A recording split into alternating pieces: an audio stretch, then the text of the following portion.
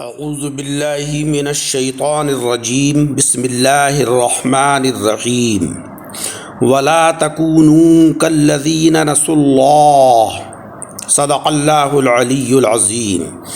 سامعین اکرام، قرآن عظیم کے اس حصے میں ہمیں عظیم تعلیم دی جا رہی ہے۔ مولا رب العزت ہمیں وہ نسخہ عطا فرما رہا ہے کہ جس کو اگر ہم اپنائیں تو دنیا کے اندر بھی ترقی ہو اور آخرت میں بھی سرخروئی ہو۔ لیکن آج ہم نے اس قیمتی نصیحت کو فراموش کر دیا ہے۔ فرمان باری تعالیٰ ہے وَلَا تَكُونُوا كَالَّذِينَ نَسُوا اللَّهَ، اور ان لوگوں کی طرح نہ بنو جنہوں نے اللہ تبارک و تعالیٰ کو بھلا دیا۔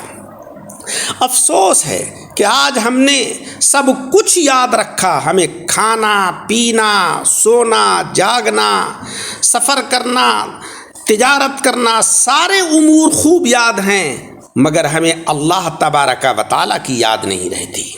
ہم فجر کے وقت اللہ کو بھول جاتے ہیں، ظہر کے بعد خدا کی ہمیں یاد نہیں آتی، عصر اور مغرب اور عشاء میں بھی ہمارا یہی حال ہوتا ہے۔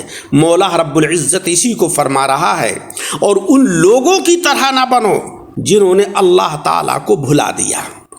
اور دنیا کی یہ زندگانی تو محض ایک کھیل تماشا ہے، البتہ آخرت کے گھر کی زندگی ہی حقیقی زندگی ہے، کیونکہ وہ ایسی زندگی ہے کہ جو کبھی فنا نہیں ہوگی، اور اس زندگی میں کبھی موت نہیں آئے گی، اور اس زندگی کی جوانی پر کبھی بڑھاپا طاری نہیں ہوگا، اور اس زندگی کی نعمتیں کبھی زوال پذیر نہیں ہوں گی، کبھی ختم نہیں ہوں گی۔ کاش ہم یہ جان لیتے۔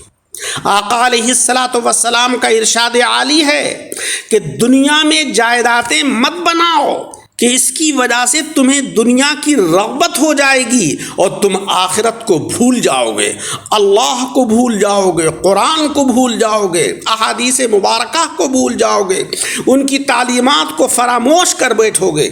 اور آج ہم سے یہی غلطی ہوئی کہ ہم دنیا میں ایسے مشغول ہوئے کہ ہم ساری اپنی اخروی زندگی کے معاملات کو بھول گئے، اللہ اور اس کے رسول کی تعلیمات کو ہم بھول گئے۔ آپ علیہ الصلاۃ والسلام کا فرمان ہے کہ اللہ رب العزت فرماتا ہے کہ اے ابن آدم، یعنی اے آدم کے بیٹے، اپنے دن کے شروع کی 4 رکعتیں ترک نہ کر، یعنی فجر کی جو 4 رکعتیں ہیں، 2 سنتیں اور 2 فرض، ان کو تو بھول نہ جا، میں دن کے آخر تک تجھ کو کافی ہوں گا، یعنی تیرا محافظ رہوں گا۔ لیکن افسوس کہ ہم انہی 4 رکعتوں کو بھول گئے جن کے اوپر اللہ تبارک و تعالیٰ نے ہماری حفاظت کا وعدہ فرمایا ہے۔ آج ہمارا حال یہ ہے کہ ہم 9-10 بجے تک پڑے سوتے رہتے ہیں، کہ جس سے ہماری سستی اور کاہلی ظاہر ہوتی ہے کہ ہم دین سے کس قدر دور ہو چکے ہیں۔